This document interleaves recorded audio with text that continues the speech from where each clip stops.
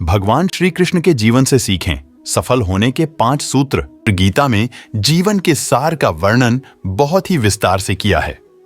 गीता को भगवान श्री कृष्ण का ही एक स्वरूप माना गया है। गीता में मनुष्य के जीवन को सफल बनाने के लिए की सूत्रों का वर्णन किया गया है। जीवन में सफलता प्राप्त करने के लिए भगवान श्री कृष्ण के जीवन से जुड़ी तमाम बातों का अध्ययन करके सीखा जा सकता है। आइए जानते हैं भगवान कृष्ण के जीवन से जुड़ी कुछ अहम बातें।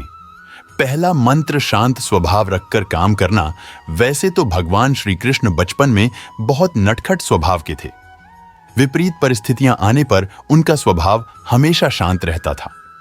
कृष्ण जी भगवान विष्णु के अवतार थे और वे यह बात जानते भी थे कि कंस मामा उन्हें बार बार मारना चाहते थे, फिर भी वे शांत रहते थे और समय आने पर कंस के हर प्रहार का मुंह तोड़ दिया।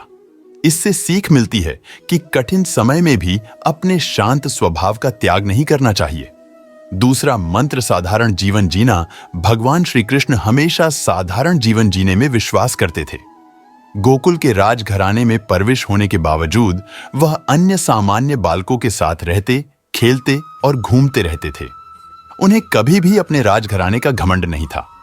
तीसरा मंत्र, कभी हार न मानना। कभी भी उनका मन बुरा समय आने पर घबराता नहीं था।